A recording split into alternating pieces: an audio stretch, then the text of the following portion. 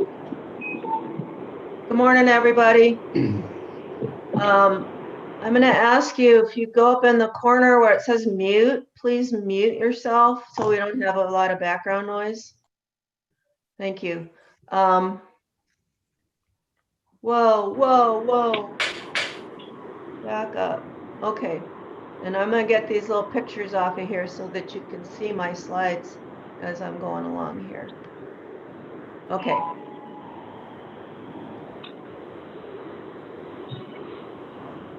Okay, so we're now at a place where voting is really difficult. It's not just voter ID laws, but voter ID laws and a lot of other changes that have happened to our election system. And all of this confusion, this maze that we're now stuck in when we want to vote is intentional. It's intended to limit the participation of voters. And I want to start off by making this point about the Jim Crow laws in the South. They actually did not say that Black people couldn't vote.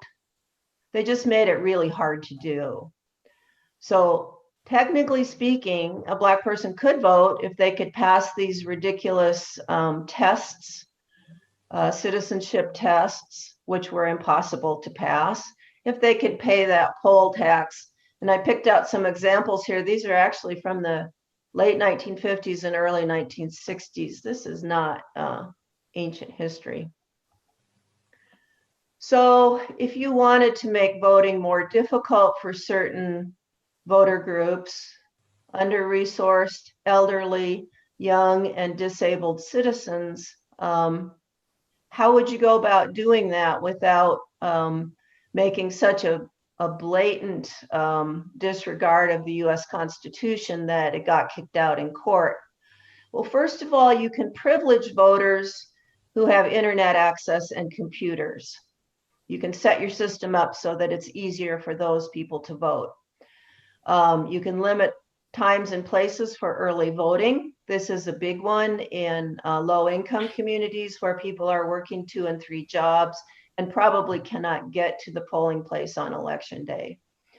You can limit the list of acceptable IDs to discourage certain voter groups from being able to participate. And I made this little cartoon here with some ID for voting. Now, this is obviously exaggerated. We don't really require the KKK membership card, but it makes the point that you can set your ID list up in such a way that certain people are likely to be excluded and other people are much more likely to be included. And then you can just create confusion by changing the rules frequently. Now, there's other ways that people are disenfranchised that don't have anything to do with voting laws. And I want to mention these because they're very important and they do disenfranchise a fair number of people. The first is mass incarceration of non-white people, and I think we're all familiar with this issue. It's a huge issue here in Milwaukee, where we have the highest incarceration rate on the planet. Making crimes of poverty and protest into felonies.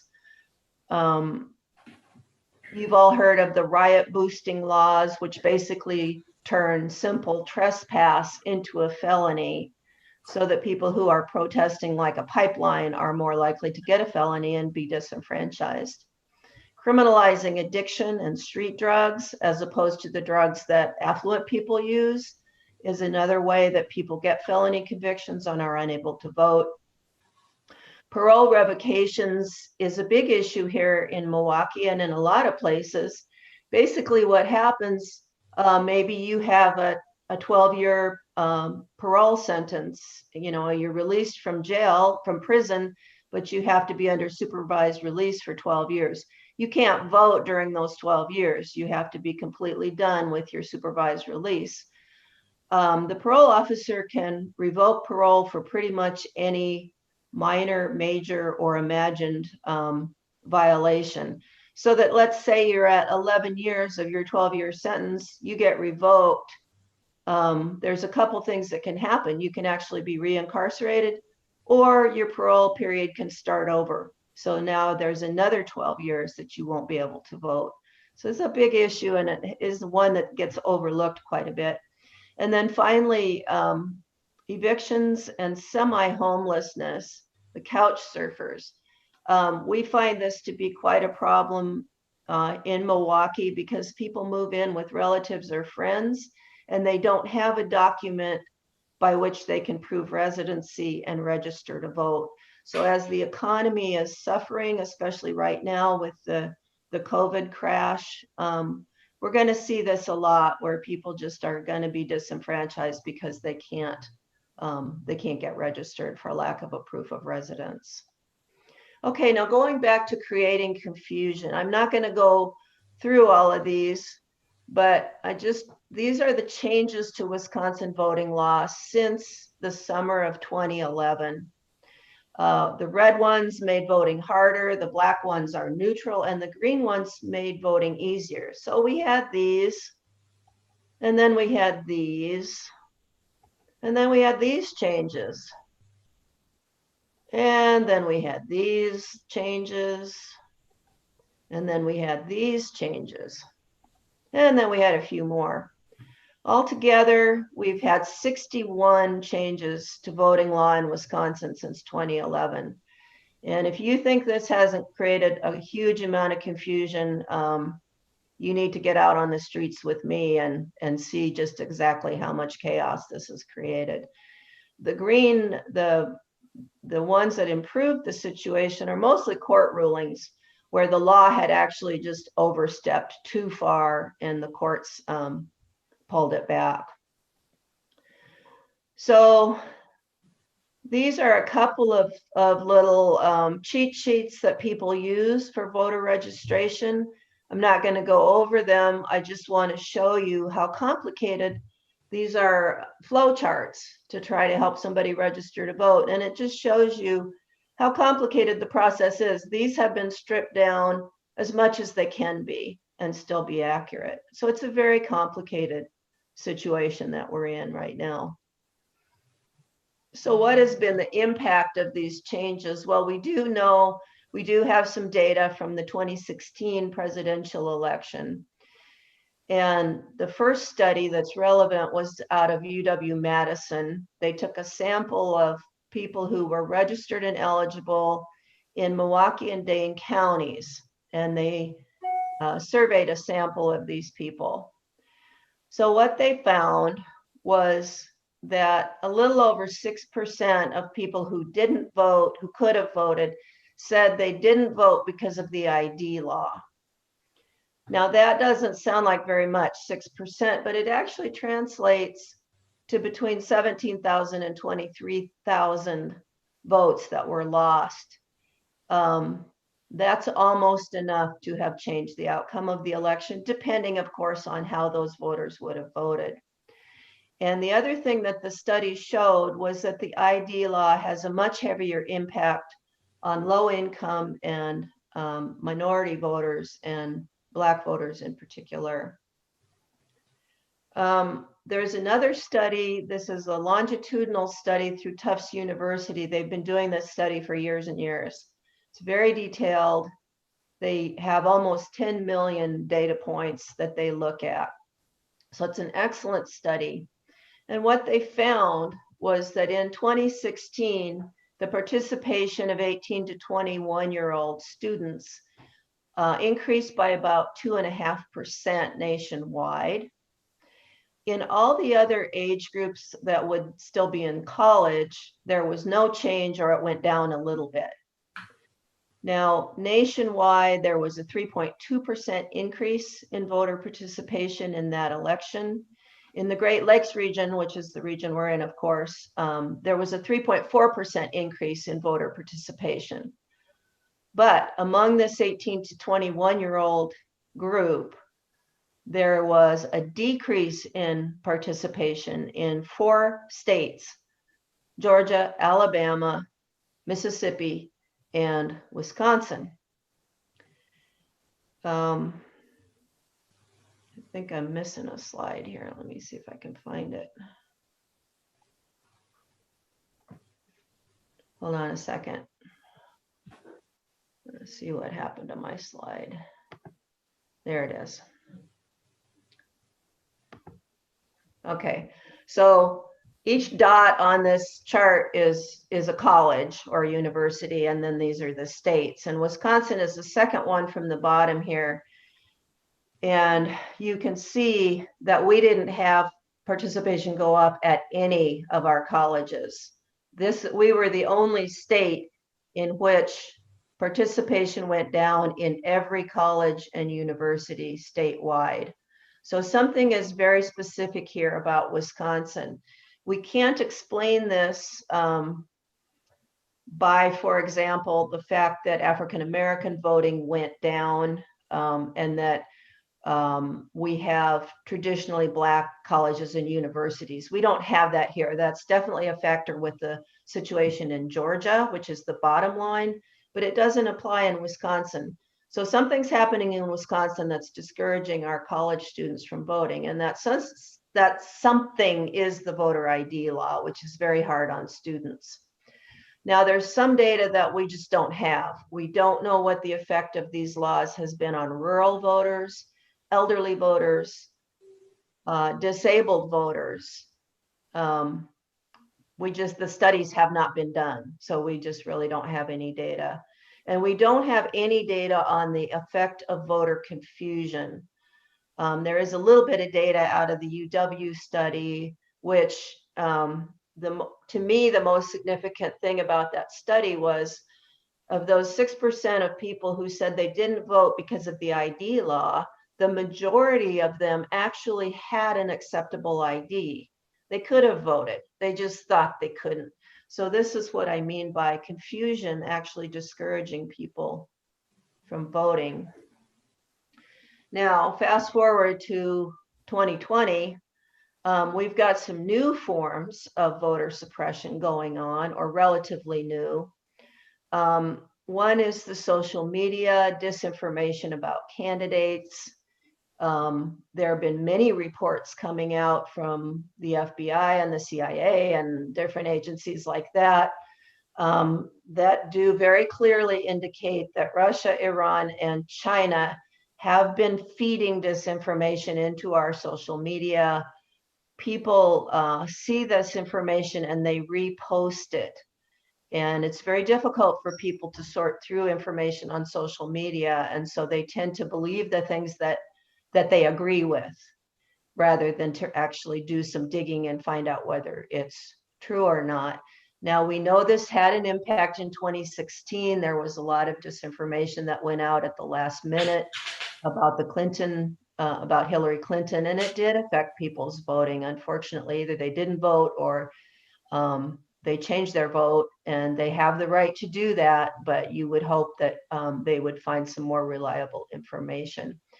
The second set of disinformation is around election security. And I see this almost every day on Facebook. Somebody says the election is rigged. Somebody says the ballots don't get counted. People read that post. People on the left and people on the right repost this stuff. And it discourages people from voting because it undermines people's confidence in the system. So I would ask all of you, if you're on social media, please think twice before you repost something, because most of these posts are not accurate. We have very secure elections in Wisconsin. It's one of the things we're very good at, is running elections. So it's probably exaggerated or not exactly true, at least as regards our elections here in Wisconsin. Then we have the problem with the mail system, which is a real problem. I think everybody's noticed that their mail has slowed down or become a little bit more unreliable. So this is a real thing that is also undermining confidence in the absentee voting system. And of course, people need to do mail-in voting because of the COVID virus. So this is a big problem. At the same time, there's a lot of disinformation in social media about mail delivery. Your ballot will get there if you mail it in time. Just don't wait till the last minute. Give it a week. You'll be fine. We don't need to panic about this, but again, I would suggest that you not automatically repost things without thinking about, is this going to make somebody give up on voting? Because that doesn't help anybody. Then we have lawsuits. We've got lawsuits pending right now. As you all saw, the ballot distribution was halted last week because of 2 lawsuits. So these things create uncertainty and a lack of confidence in the system. Not a lot we can really do about it.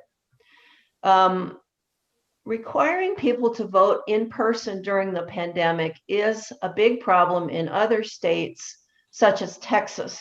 Now in Wisconsin, anybody can get a mail-in ballot. You don't have to get a doctor's note or anything like that.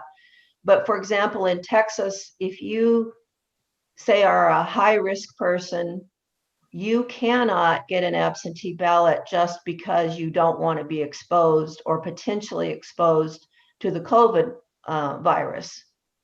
The state does not allow that. So we're better off here in Wisconsin, but it is a big issue in some other states. Extreme gerrymandering has discouraged voter participation in Wisconsin. There are many people running for office unopposed now because it's impossible to change the party dynamics because of how the districting maps have been drawn. About the only thing we can do about that is to get people to participate in the spring elections when we elect Supreme Court justices for the state Supreme Court, because ultimately this is in the hands of the state Supreme Court. And until we get a more voter-friendly court, this is not going to change. We're not going to get new maps. And finally, the threat of the voter purges. Now, the Republican Party did request that the state accelerate the voter purge. The state always purges voters on a 4-year rotating basis every 2 years. If you haven't voted for 4 years, they take you off the list. They do inform you that you're going to be taken off the list so that you can deal with it. No one's been purged for the November election. There's a lot of disinformation about this, but no purge took place. The purge takes place after the election. This effort by the Republican Party was trying to get the purge to happen before the election, but they did not yet succeed in that. And there's a lot of disinformation about this. A lot of people think the purge happened, but it really hasn't. Okay, so now I've got you all stirred up about voter suppression. So what if you want to try to deal with it and do something positive about it? So here's some ideas about how to help the situation. First of all, be a good voter yourself. Vote every time. There are no unimportant elections. It's very important that people get in the habit of knowing when the elections are and voting every time. We usually have 4 elections in Wisconsin every other year, and 2 elections in the middle year, the odd number years. But we can have as many as 6. It just depends. You need to pay attention and keep track of it. Another way to help is to be a poll worker. There is a poll worker shortage in Milwaukee and in some of the suburbs. And Terry Lauder, I should have introduced her at the beginning. She's our lead organizer, and I hope to give her a few minutes to talk about her experience as a poll worker during the COVID era, because she's actually had quite a positive experience. You really don't need to be afraid to go into the polling place and be a poll worker. You can volunteer to be a greeter at the polling place. The greeters do a great service. People come into their polling place, they're a little unsure of the situation. Maybe they couldn't find a parking place, maybe they're having a bad day. The greeter can help that person know they're in the right place, get them into the right line if they need to register to vote. Just give them a smile and try and keep the atmosphere pleasant for the voter. It's a lot of fun. You can be an election observer. You can sign up with an organization like Election Protection or League of Women Voters. And what you do is you just go into polling places either during early voting or on election day, and you just kind of observe and see what's going on. Make sure people are not being turned away who should be able to vote. And then you make a little report about what you saw. Was the polling place set up correctly for handicapped people, for example? I do this a lot. It's interesting and it's very valuable because after the election is over, those people that you're working for, volunteering with, will actually take your comments, take all the comments and write a report and submit that to the state election commission, and it goes out to the clerks who run the elections so that they can improve the process for next time. You can be a voter advocate, do voter education and help people get registered to vote. And this is, of course, what Supermarket Legends is all about. There are many groups that do this type of work, so you have a lot of choices there. I would push you to to join a local year-round effort. And by that, I mean a group that's here all the time. Supermarket Legends, League of Women Voters, that type of group that doesn't just swoop in once every 4 years because we're a swing state. Those groups tend to not be really invested in our communities and our neighborhoods. And so I think they're less effective, but also we're trying to get people to vote every time, not just once in 4 years. So we really want to send that message with our work.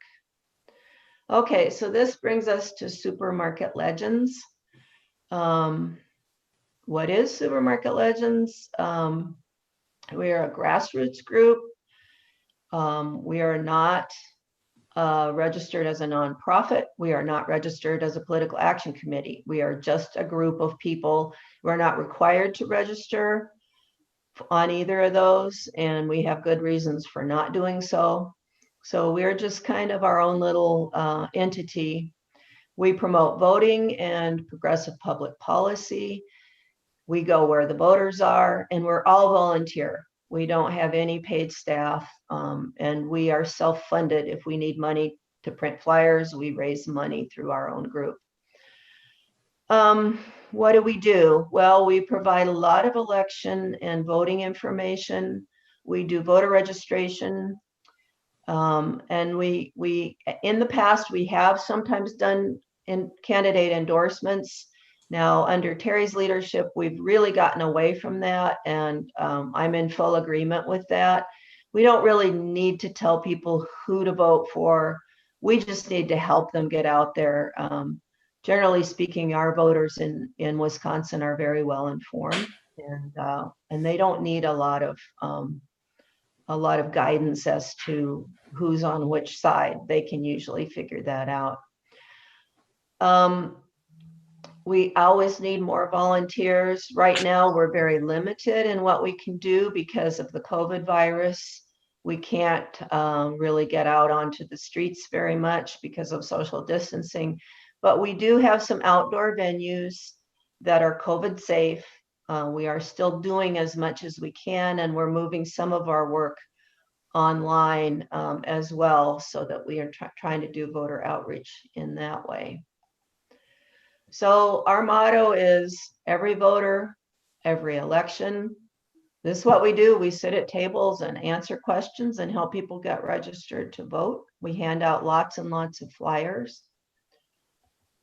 Our mission, we want to help Milwaukee voters empower themselves by giving them information. Information is power, right? We help people understand what's going on with voter suppression efforts and how to get around some of the voter suppression tactics. We help them figure out how to get through this very complicated system.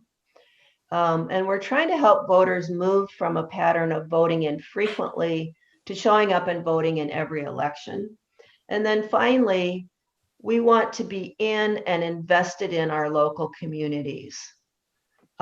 We want to be available for any community group or senior housing or whatever it might be, to come in and help people with voting, with registering to vote. Anybody who might need it. We want to be in the community as much as we can so that we understand the concerns of different communities and can effectively ask people to work with us to empower themselves. Okay, so our main strategy is to go where people are, to provide accurate information, to show up for every election. And we do work on every election. We don't consider any election so unimportant that we're not going to get involved with it. And of course, be flexible. And this is the main reason that we stay outside of the nonprofit industrial complex. It gives us a great deal of flexibility. If somebody calls me, excuse me, about an event that's coming up in 2 days, generally speaking, I can get a team in there to cover that event. Now, we've had to make some changes with the COVID. So our strategy is meeting the reality. So here I've photoshopped my same volunteers with, I put masks on them. So to go where people are, we are limiting our activities to outdoor venues right now. We're doing online activity. We have made some big posters with a QR code. The QR code is that little square code that looks like black and white squigglies. It connects, you just swipe your phone, you can point your smartphone at it, and it will take you to the MyVote website where you can register to vote and find voter information. To provide accurate information during the COVID, we have been stressing the mail-in voting option. We've got a very detailed, nice flyer. It's bilingual, English and Spanish, that explains the whole process, how to get the ballot, how to fill the ballot out, and how to return the ballot. So we're pushing that right now. And then the next thing we'll be pushing is early voting, because it's generally, especially if you go early to early voting, you won't be encountering crowds or lines. It will be very easy to keep your social distancing. Show up for every election. And we are determined here not to use the COVID virus as an excuse to not do anything. We're just trying to figure out ways around it. And of course, stay flexible, to which I can only say, stay flexible. Okay, so here's something that all of you can do. And I hope Terry can have a minute to talk about this, because she has really taken some leadership on this through MICA, which is the Milwaukee Inner City Congregations Allied for Hope.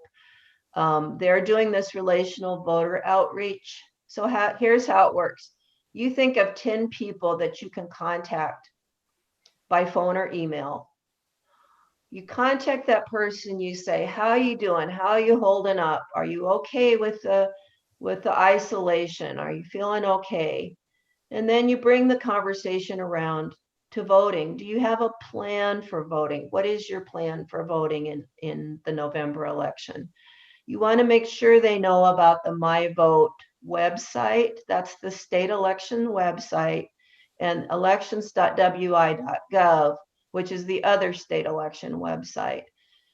They can register to vote. They can request their ballot. They can view their sample ballot, all of that on the MyVote website.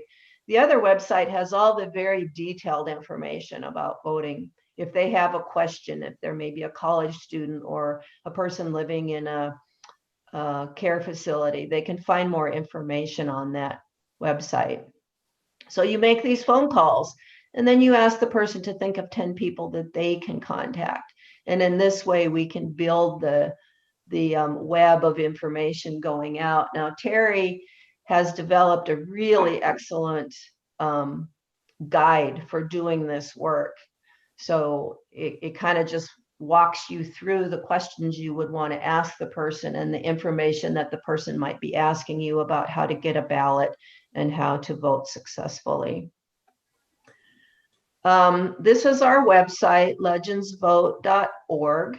We have huge amount of information on there. We have many flyers that you can download for printing. We don't put any restrictions on that. We have a lot of signage. We have a handy calendar that shows you the important dates, like when does online voter registration end?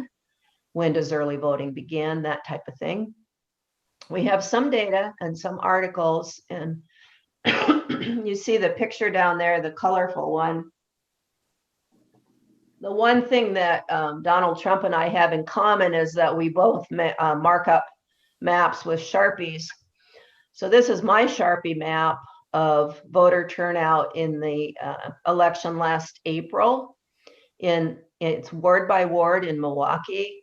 We have a lot of these type of maps on our website because they're very helpful if you're planning a voter outreach effort. You can see where the effort is most needed in Milwaukee. And so it's, to my thinking, it's valuable data. We have a training module on there that will teach you the basics of voter registration and ID for voting. It's mostly about voter registration. And then volunteer opportunities. There's a form on the website you can sign up to get on our newsletter list. Comes out once or twice a month, and we list out all the places where we're looking for volunteer help. And there's usually quite a variety, so you can find something that fits your preferences. Okay, now I'm going to get off the screen share and take questions. Actually, I'll leave this up here for a minute so that you can, if you want to copy out the web address. And thank you very much for your attention.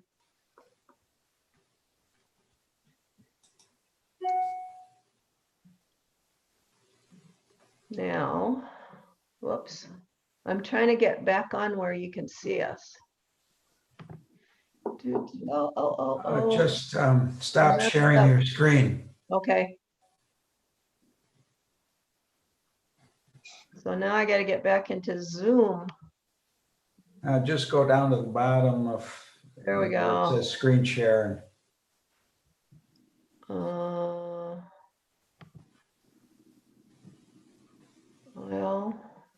is that it?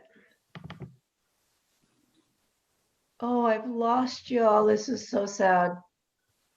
Yeah, you need to not be sharing your screen. Okay. So you need, there we go. go. There you are. Okay. Okay, great. So let's go on gallery view. We can see people. Okay, Terry's unmuted. Terry, do you want to talk a little bit about your experience as a poll worker? Yes, I had a really good experience. That was at Thoreau School near where I live in Brown Deer. It's just over the border, as we say. And it was done very safely. I wore a mask the whole time, and I personally wore goggles, but they had face shields if you wanted to wear those. So when voters came in, immediately they had to sanitize their hands at the receiver table. And then they were handed a ballot, but before then, and a pen to sign the poll book, but the pens had been sanitized. They used that same pen then to vote. And after they were done voting and went to the machine attendant took the pen and re-sanitized it and fed the ballot into the machine. So the whole time we just felt it was a safe place to be, and there was social distancing. So I don't think anybody has to be afraid to be a poll worker. It's like going to the grocery store. You know, people are coming in and out and things like that. So I really enjoyed it. Thank you. I have a question. Yeah. When I heard that the Supreme Court halted the sending out of the ballots, I felt like the sky was falling. Hmm, Really, really frustrated trying to figure out how I'm going to deal with that. that that was a statement and not a question, but I agree with you 100%. I said some choice words when I saw that news flash. But I will say this, state law requires those ballots to go out by next Thursday. Federal law requires them to go out by next Saturday. So the court did create a little chaos. They did throw a spanner in the works. But in the short run of things, I don't think it's going to have much impact. It's a little bit hard on the clerks to have to wait on sending out the ballots. But they'll get it done. I have a lot of faith in our clerks and our election commissions. It's very difficult to understand why those lawsuits were not dismissed out of hand. We have a process for getting on the ballot. Those two entities did not meet the requirements. And that's the reason there's a deadline for getting your signatures in, is so that there's time to print the ballots and distribute them. Now, to get ballots reprinted and distributed around the state and labels and envelopes and all of that done by next Thursday, it's not even possible. It's really not possible. They actually have to manufacture the paper and do the printing. So it's pretty clear, you know, they can't delay the election and they can't delay the time when the ballots go out. So I think it's, in the long run, it's not going to amount to much. Thank you. You're welcome. So as far as you're concerned, there is no case here. The Supreme Court should say that the ballot should stay as is. I'm not a lawyer and I don't really want to comment on the legality of the details of the lawsuit. It just seems like at some point, somebody has to pull the plug and say, we don't have time to reprint ballots. You had a deadline, you missed it.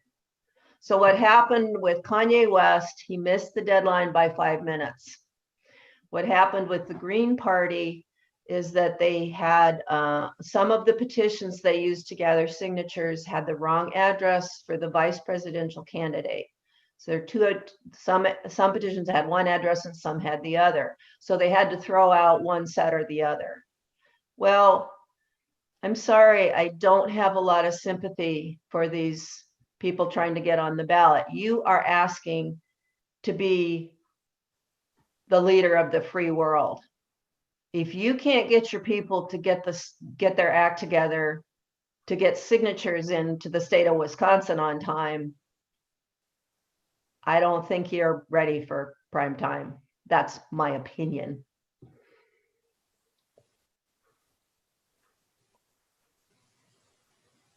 Who else has questions? Nobody.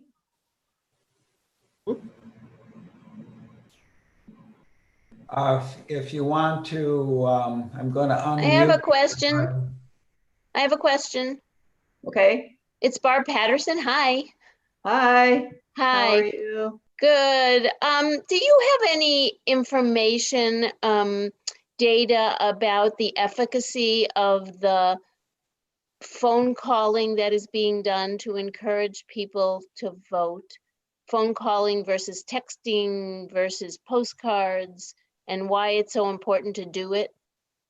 I don't have any data on it. The data that I've heard about, they generally say that the door knocks are superior, particularly if you can do them more than one time. So there's a group in Milwaukee called Block, BLOC, and they've been working in certain zip codes on the north side, and they've been quite effective. Well, before the pandemic, they were going around and really trying to get relationships going with voters And I think it was a great idea, but it's just really tough to do with a pandemic going on. I don't know if people answer their phones.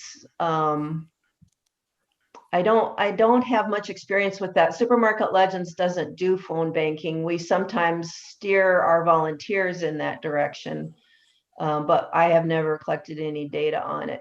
I think it's important to do it because it's what we have available to us right now.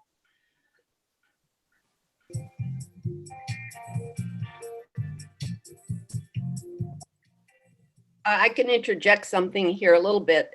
That's why Micah's relational voter program has been started, is because you call people that you are acquainted with, people in your own faith community. They tend to trust you as a source of information.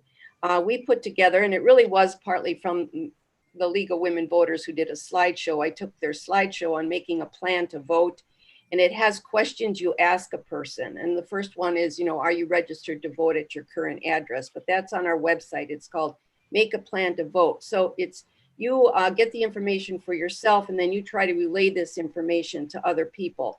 So in your own faith community, you call people, you ask them then, do they need a ride to the polls? How are they going to vote? Do they have a plan to vote? So that's a new way now of trying to reach people, because they will answer the phone if they know it's somebody from a congregation, they know the name. But phone calling is not as effective anymore.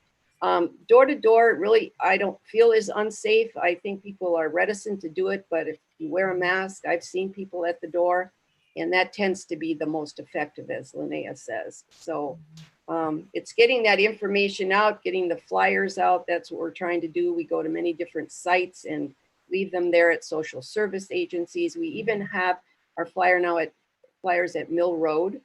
So we have a new one called City of Milwaukee Voting Information. And we're very famous for our little quarter flyers. And we got these out starting in September. So we were on the street in September getting these out. And on the back, it talks about voter ID. It talked about when the elections were occurring in 2020. So we were priming people early to get out the vote. So that personal attention is so important. We're sorry that we can't do as much as we did before, but we are starting to go back to food pantries outside. So that's a little safer if you're wearing a mask, and all the patrons have to wear a mask. So that is very, very good for us to be able to do that now. I think people are getting a little more confident about how to be out safely. So hope we can get more people to help us.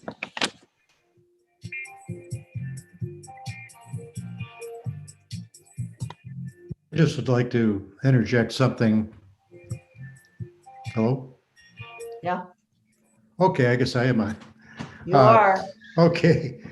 First Unitarian is doing something very similar through Common Ground, as Micah is doing with contacting people.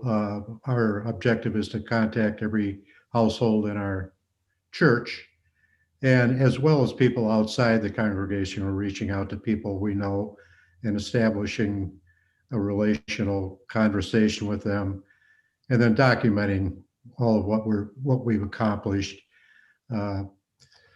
So we're doing that right now and asking them to reach out to others, their friends and acquaintances and coworkers and so forth. Good. Good to hear it. Okay. So that's another thing I'll say about Supermarket Legends is we are not turfy. If another group is doing an activity or covering a venue, we have other stuff to do. So we just move on down our list to the next thing. Right now, we're having a little struggle to get volunteers because our volunteer pool is mostly retired people, and of course, they're high risk. But we do have some phone tasks. We've got we need people just to deliver things around to different places in the city, and we've done okay getting volunteers for that. So it'd be nice to be out in front of the supermarkets again and living up to our legendary name, but we don't feel that it's really safe right now. And there is one of the swooper groups that came in, and they're doing that work, and they're young people, so they're not as much at risk as we are. And maybe they'll be inspired to stay involved. It's a privately, I don't know who's funding it. It's a private enterprise, and they are hiring Milwaukee residents to do voter registration at grocery stores and other places like that. Which, it's fine. It's fine. It's just, I wish they would be here every time and not just once every 4 years.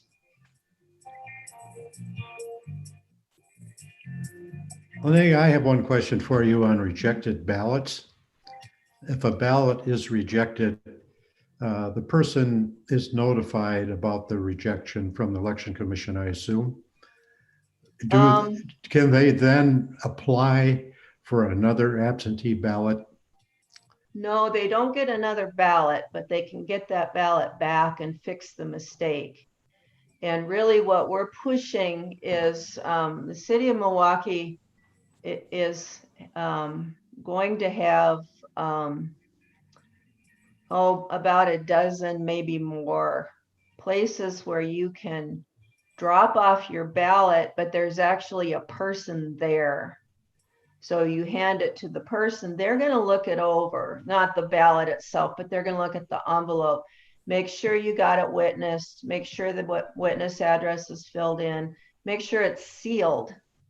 And you can't unseal it and then put a piece of tape across it, but it has to be sealed to be counted. So they're going to check that and then put it in the drop box. And if there's a mistake, they can give it back to the voter. The voter can fix it and bring it back. It's very difficult. If you send your ballot in early and the clerk notices there's a mistake on the certification or the envelope isn't sealed, they will send it back to you to fix it. But if you don't turn it in until the very last minute, it's election day by the time they notice the problem, you're going to have to get to back to the ballot, which is either at City Hall or at the city warehouse on KK Boulevard, with your witness to fix it. It's very difficult to do. So the key is turn it in early or turn it in at one of the places where you can always take it to your clerk's office. You can take it to City Hall in Milwaukee, and they'll make sure it looks good before they put it in the file. And that's what we encourage people to do, because it's easy to make a mistake. And this way we know that ballot gets counted. Now you go on that My Vote website, it'll show you if your ballot was received, okay? That doesn't tell you if it got counted. So after the election, you got to give them a little bit of time, but you can go and it'll show your voting record. If it shows that you voted, then you know your ballot got counted. But that's kind of after the fact.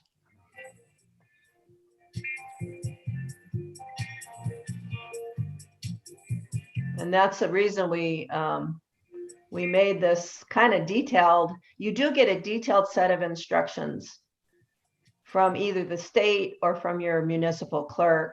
The state has redone the instructions and it is so much better. It's much less confusing than the one they were using before. But when people are considering requesting an absentee ballot, I want them to be able to see, okay, here's the whole process, here's what's going to happen. And then they can decide if that's what they want to do. So they can kind of see the directions ahead of time is the idea.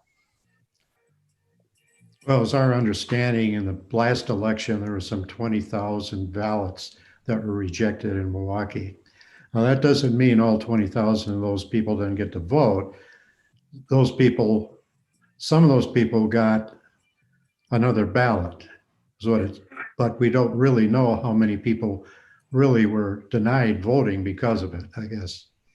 Yeah, typically,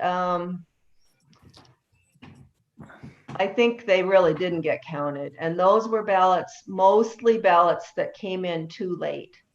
Now, this is one of the very insidious things about Wisconsin voting law. You can request an absentee ballot the Thursday before Election Day.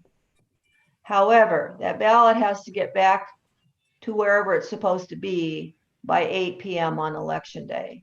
So the clerk gets your request on Thursday. The earliest you could get that ballot would be Friday. put it in the mail on Saturday. Is it gonna get back by 8 p.m. Tuesday? Yeah.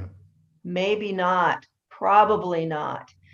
We used to have a law that the ballot would be counted if it was postmarked by election day. That law was changed. Now has to be received by the end of voting on election day. So a lot of people got caught up in that, and we did have a very high rejection rate. We had a 3% rejection rate in Milwaukee, which was about 2 or 3 times the statewide rejection rate. So it's a problem. We're trying to address it, get people to understand that the laws have changed and to get that ballot in early. Now, the city has set up something like 16 drop boxes, and it looks just like a mailbox. You drop your ballot in there and you're good to go. You know it got received.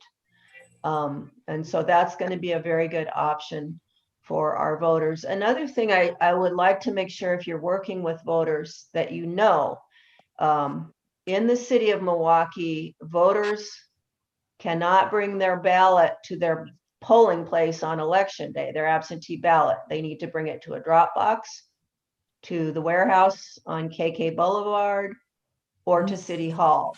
This is all explained in the directions you get with the ballot, but in the past, the city has kind of let people get away with turning them in at the polling place. They're not going to do that this time. And the reason they're not is because they don't have runners. They're too short staffed to deploy a runner to come and get your ballot and bring it to where it's supposed to be. So when you're talking to voters, make sure they know that they need to follow the directions and don't just bring it to their polling place.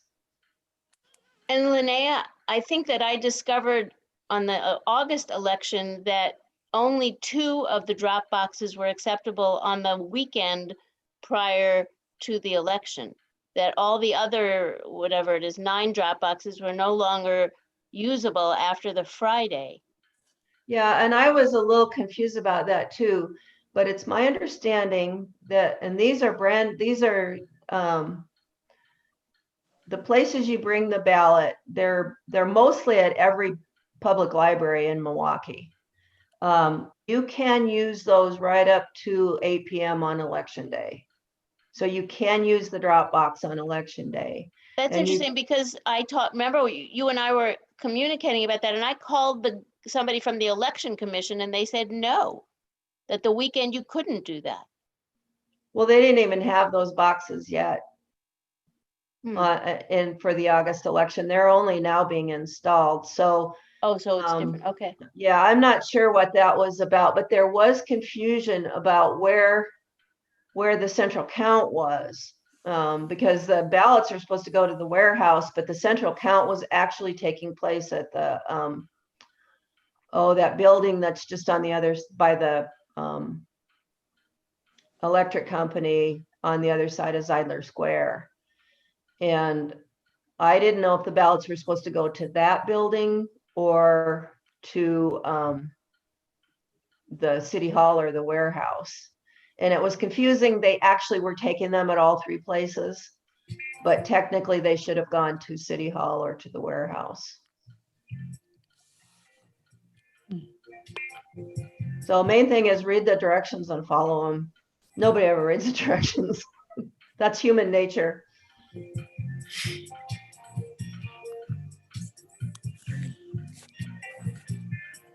Linnea, I'd like to say that I've been a volunteer for your organization and found it a lot of fun.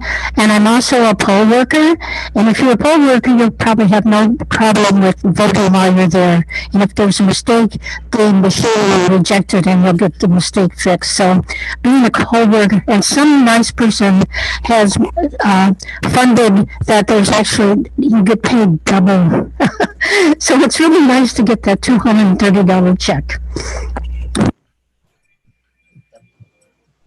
Yeah, it's really kind of fun working with people, and I'm not a people person, but I kind of enjoy it. You very rarely do you get anybody who is really unpleasant, and you just deal with them. But it's valuable to have